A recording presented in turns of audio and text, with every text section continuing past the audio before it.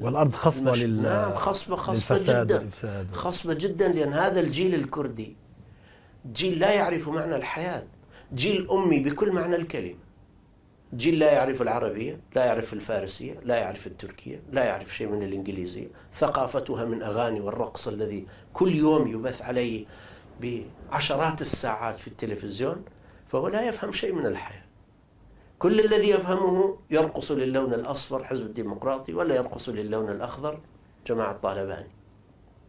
ولذلك التجهيل الذي هم عملوه، رغم أنه وجود جامعات عريقة في بلادنا ونخبة مثقفة راجعة أيضا من بلاد أوروبا، يعني الآن على الأقل في الأكراد، أكرادنا جيل الماضي كان في مثقفين مثل الفلسطينيين. الفلسطينيين وين ما يكونوا مثقفين، لأنه أيضا فسح لهم مجال، درسوا، اهتموا بأنفسهم.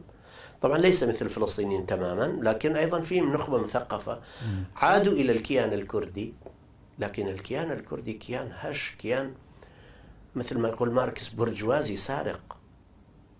كلهم تكلموا باسم القومية الكردية ومظلمة الأكراد، ولما وصلوا صاروا برجوازيين يمتصوا خيرات الناس ويمتصوا حتى ما في جيوب الناس. فئة مستغلة، فئة حاقدة على الإسلام، فئة لا تفهم حتى جذورها، حتى قيمها. لأن تعرف الرؤية الفلسفية يقوم عليها خطاب سياسي، وعليهما تأتي القيم. فالآن ضاعت قيم الأسرة وقيم الكبير والصغير في المجتمع الكردي. الآن تخيل بائعات الهوى والشركات التي تأتي بالنساء لتجارة الجنس أكثر من سوريا ولبنان والأردن معا. في السليمانية وحدها أكثر من كل بلاد سوريا.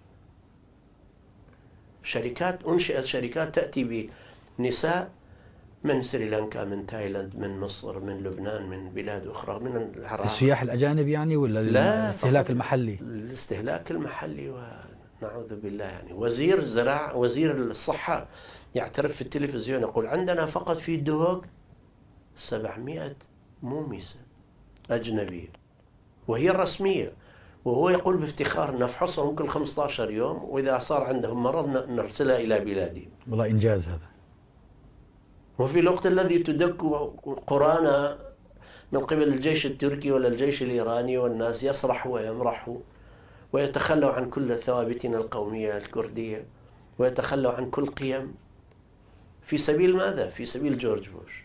صاروا جنودا بلا حدود، قتلوا في الضلوعية، قتلوا في مقبرة الشهداء في النجف، حاصروا فلوجة مثل هؤلاء الطواغيت والجبابرة، وتركوا إرثا ثقيلا من العمالة للجيل الذي يأتي بعد.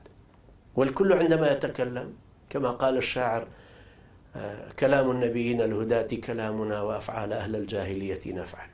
الكل يتكلم بالديمقراطية وحقوق الإنسان. والغريب أنه كان وزير لحقوق الإنسان عند حزب الديمقراطي، وزير لحقوق الإنسان عند حكومة جلال الطالباني في السليم، ووزير لحقوق الإنسان في بغداد.